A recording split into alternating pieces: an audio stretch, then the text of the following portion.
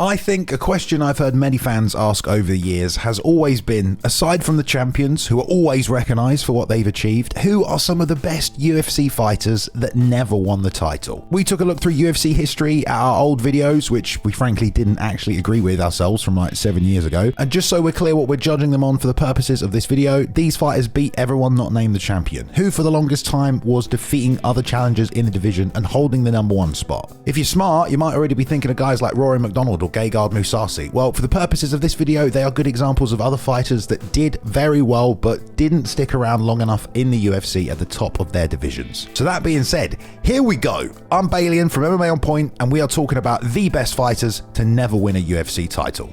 Number 10, Yoel Romero. Just looking at this guy, you could convince someone who doesn't watch the UFC that this dude is the best fighter in the world, right? He was an ex-Olympic wrestler with an iron-wrought physique offering sledgehammers for hands and insane durability. When I was punching and kicking him, he felt like metal, like a dude made out of concrete. It was ridiculous. Dismantling people right from the get-go. He got 4 KOs in his first 5 UFC fights. That included Derek Brunson and Tim Kennedy. Then he absolutely flatlined Lyoto Machida, who'd been a former world champion. Way more impressive though was his KO of Chris Weidman on the humongous UFC 205, and he flying knee obliterates the former champion. Yoel Romero! I mean, he is just pouring blood here as he sits up. That right there put him at the very top of the division. He then fights for the belt against Robert Whittaker. It's a close fight. He injures Rob's leg, takes him down a bunch. It's very competitive, but he loses a decision. After that though, Yoel, he's basically the #1 contender in the division for ages. Taking on Luke Rockhold, he KOs another former champion. He did miss weight by 2.5 pounds, otherwise he would have been given an interim title that night. I'm just worried this will become a pattern. And from here, I mean, regardless of the fact he loses his next 3 fights, just looking at the strength of his performances and how competitive he was, he arguably beat Robert Whittaker in the rematch where he dropped him 2 times. I mean, many media outlets had him winning, and he could have been crowned champ that night. The loss to Paulo Costa was a super close barn burner. He ends up getting a shot at Adesanya anyway in a, well, let's face it, quite boring fight. But I mean, arguably, again, he could also have won. What you do need to know is, for the best part of 4 years, Romero held his spot as the most scary and dangerous dude in the division without a UFC title. Everything is possible in your life when you believe. Go and take it whatever you want to do. Okay, I'm getting tingles. Wow. Number 9, Alistair Overim. If you look at what he managed to achieve before he even signed a UFC contract, Overim is one of the most decorated and possibly juiced heavyweights ever. And in this period of time, he was one of the best heavyweights without a UFC title. If they kept the testing that way, he might have been the heavyweight champion. He might have stayed the heavyweight champion too. I mean, he was hard to handle. How would he do in the UFC? Well, he came in with 3 championship belts and just absolutely crippled the former UFC champion at the time, Brock Lesnar. He has a ton of fans thinking this guy is the future. He's the kickboxing Terminator. He's what? He's on steroids? I mean, maybe, probably. He tested positive and he lost his UFC title shot. And after that, Overeem, he starts losing in the UFC as well. But hey, I mean, if you want to go there, alternative reality for a second, perhaps he never gets tested, perhaps he goes in there in Yuri Boyka's JDS, who knows. But Overeem loses a bunch, but then there was this resurrection period, kicking off with a KO of Stefan Struve. Overeem then would beat Roy Nelson, TKO JDS, the guy he was supposed to fight for the UFC title years before this, and then also TKO Arlovski. It was a 4-fight win streak that made him the #1 contender again, and he got a shot at Stipe Miocic, and shit, do you remember when he dropped him in the first 60 seconds? Oh my goodness! Miocic in huge trouble! No, he's not. He lost that fight, but Overeem from there, he keeps beating these top contenders in the division. He takes out Mark Hunt, who was on a good streak, and then fights for Doom, the former champ, beats him, becoming the only man to do so apart from Stipe in the last 8 years. Point is, this kept Overeem at the top of the heavyweight division, still as a #1 contender. He literally got another title eliminator, but, you know, against Ngannou and got KO'd. Overeem had many years in his career, though, where he was the best guy around without a UFC title around his waist, and is one of the best and longest tenured UFC heavyweights to never win one. Number 8, Dustin Poirier. I get that for many of you, Dustin is one of the best to never win a belt, 100%, but this list is seriously competitive. It took us a while to narrow down, and hopefully it makes sense as we go through. I mean, you can let me know in the comments down below. Joining the UFC is basically this kid from an MMA documentary. You wonder if a bit Dustin was destined for greatness, or if it was, you know, thrust upon him. But wins over a #1 contender, Josh Grisby, in his UFC debut, as well as a sub of the night over Max Holloway, showed Dustin early had this greater potential. It's not until he's a lightweight, though, that he becomes a title title threat. He fights and beats the former champion Anthony Pettis, he went to war with Justin Gaethje and won, and then he took out the former champ Eddie Alvarez. All that put him in a high-profile spot to once again meet Max Holloway for the interim title. This time Max was on a 13-fight win streak, and Dustin took home that belt and in the process became the #1 guy in the division apart from, the actual champion Khabib, who when they fought, Dustin just couldn't compete. Nurmagomedov under the chin, there's the tap!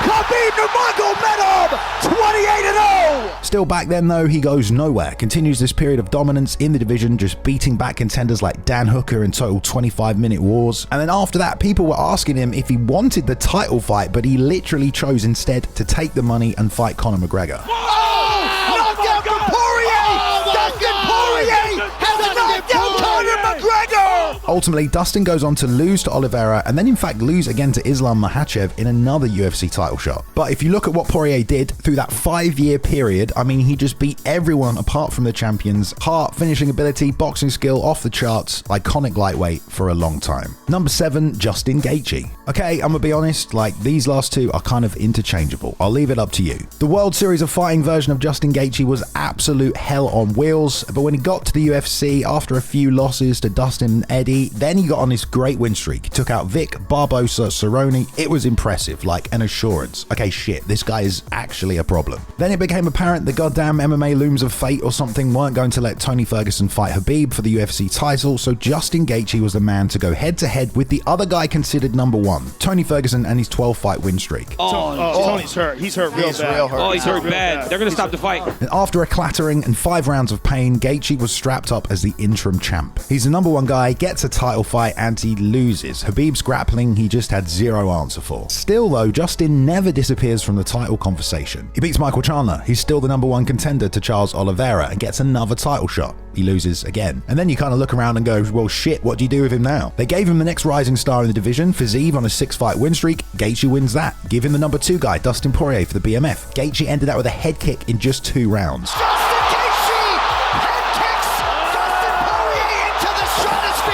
His striking was a nightmare for anyone, and for years it was arguably the best in the division. I mean, all the champs had to take him down. Regardless of a UFC title or not, Justin Gaethje is one of a kind, man. Number 6, John Fitch.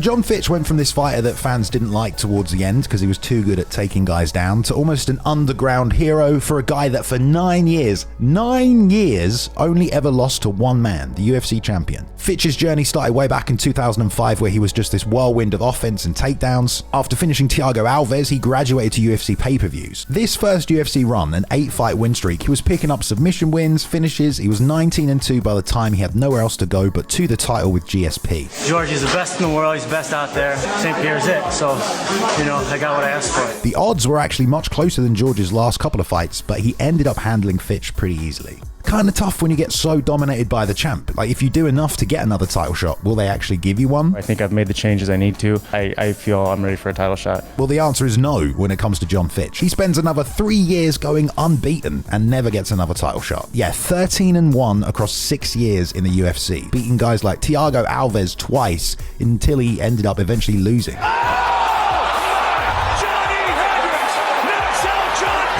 Now, a similar situation to Fitch was Colby Covington. He obviously actually got multiple title shots instead. After losing to Usman in his first shot, he stayed at the top of the division for almost Kamaru's entire title reign. He continually got these title shots, not as long as Fitch's dominance, but Covington wasn't beaten by anyone but the champ for a long time. Number 5, Tony Ferguson. Okay, so why is Tony Ferguson above someone like Gaethje that beat him? Well, it's because, in case you forgot or just weren't around to see, what about those 7 years where El Kukui just went sleepy hollow on the whole lightweight division?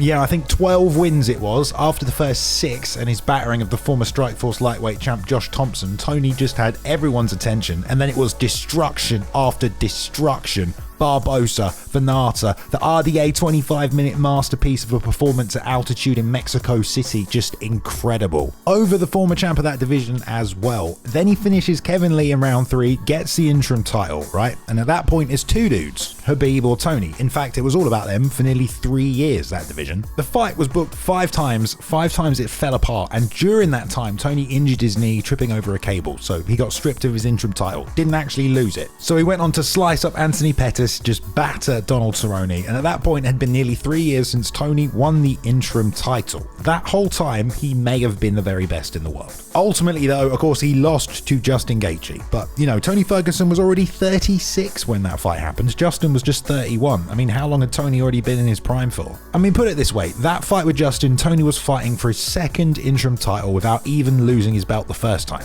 This has got 10 fights in a row. You guys realize that?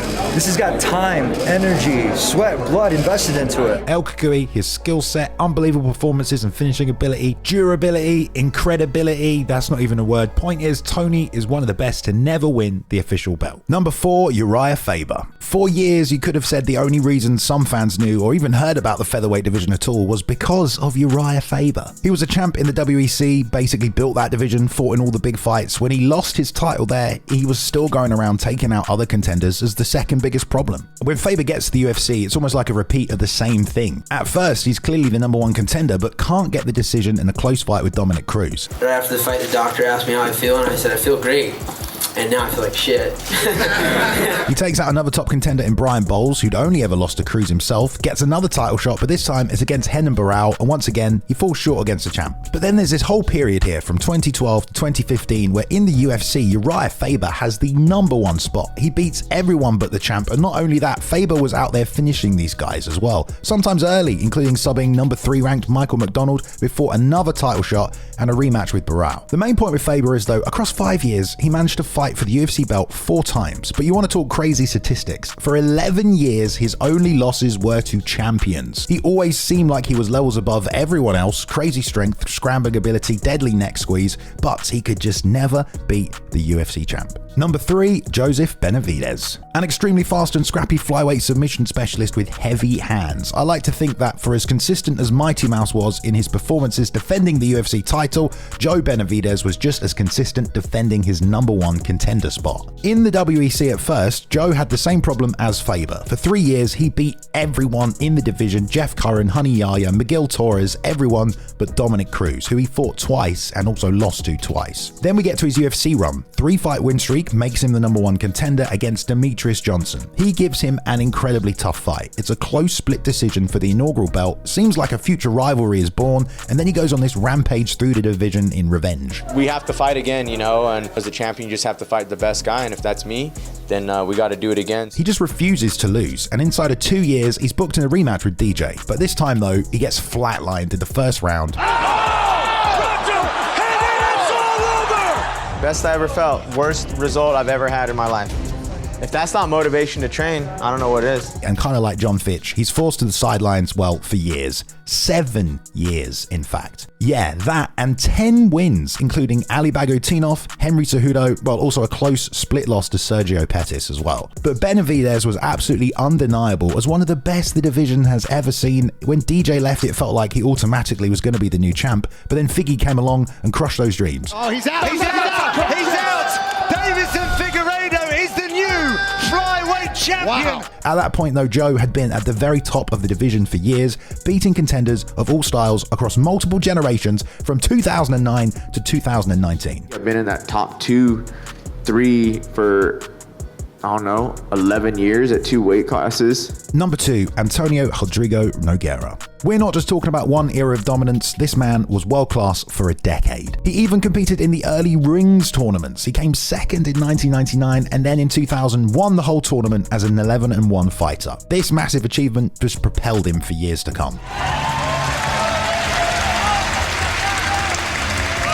From there was on to Pride, where he won 22 fights. Nog just beat everybody. Mark Coleman, Dan Henderson, Rico Rodriguez, Crow Cop, the list is pretty much endless. He beat all of them apart from Fedor Emelianenko. They met 3 times and Big Nog was never able to find the W. But at the time, the UFC's heavyweight division was nothing compared to Pride's, and yeah, so for those 6 years and 22 wins, he was basically the second best in the world. But what set Nog apart from the other Pride heavyweights was his success in the UFC. He fought the guy that had been champ during his Pride days, Tim Sylvia, and tapped him with a ghillie to win interim gold, proving he was good enough to be UFC champion champ this whole time. Although he'd lose that interim belt to Frank Mir, Nog went toe-to-toe with the former champ Randy Couture in a battle for the ages, a fight of the year, and an amazing win to keep him at the top. It really is kind of incredible that he never managed to pick up UFC gold. Honor the legend Nogueira. He was one of the most accomplished, skilled, and decorated fighters to never claim undisputed gold. Alright, so honorable mentions. Firstly, guys like Krokop or Vandy from Pride really struggled in the UFC. Although they were all-time greats, they were also losing in their own organizations around the time they came over. We were looking at overall dominance for this video.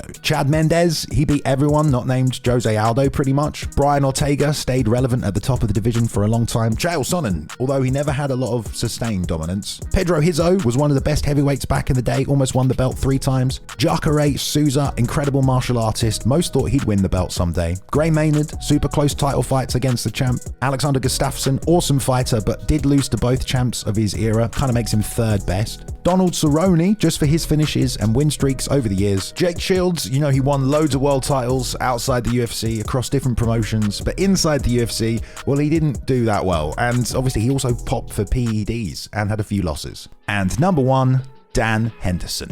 This was a hard list to narrow down, but finding number 1, not hard at all. First and foremost, as far as I'm concerned, way back in 1998, the former Olympic wrestler Dan Henderson effectively won a UFC title when he won UFC 17's one-night tournament. Obviously, the title of champion then was just a single night honor, but he was the best in the world for sure. I mean, shit, he backed it up. He was the guy who beat Big Nog in the 1999 Rings Tournament final. Dan, though, had a bit of a rocky start in Pride. He lost a couple of fights, but by the end of his run there, he achieved something no one in the sport had ever done. Developing insane KO power, Henderson won the welterweight title, sleeping Ryo Chonan and Akihiro Gono, before beating the former UFC champion Murilo Bustamante. And then, incredibly, ended the reign of Wanderlei Silva in devastating KO fashion, claiming 2 titles in Pride, the first champ in MMA history. I just want to say thank you, guys. Of course, the achievements only got more legendary from there. In the UFC, after failing to win the belt, he makes himself the number 1 contender again, KOing Bisping at UFC 100, and then he leaves and goes to Strikeforce instead, where he wins another world title up a weight class, all before KOing the legend Fedor Emelianenko in a shocking 60 seconds of chaos. And then somehow follows that up with still perhaps the greatest UFC fight of all time against Shogun Rua, the former UFC champ that he wins. That was a number 1 contender fight at the time, and it showed Henderson was still the number 1 contender. He was now 14 years into his career, and Henderson still continued to compete at the top of the division. He was kind of given another title fight in 2016, 18 years after he won his first UFC tournament, and he nearly bloody KO'd the champ Bisping in that one as well. Dan Henderson, for almost 2 decades, was among the elite fighters of the world. Pound for pound, he set records with his achievements, things most UFC champs will never do, but that sadly was one thing he could never win himself. There's no way we weren't going to put Dan Henderson number 1, okay? And if you didn't know that, then you don't know this channel, bruh. If you have any complaints, direct them to the comments box down below. That's totally fine. Big thank you to Max Randall. Max, thank you so much for editing the video, bro. Check him out here, guys. Give him a follow. Say thank you. All of you Hall of Famers out there, by the way, thank you very much for going the extra mile and supporting the channel. We know you love the writers' meetings, early access to the videos. Yeah, you guys didn't know about that, did you? If you want to join them, click the button down below, have a look, become a member, see what it's all about. Anyway, I've been Bailey, and thank you very much for watching this one, guys. Okay, we'll see you in the next one. Peace.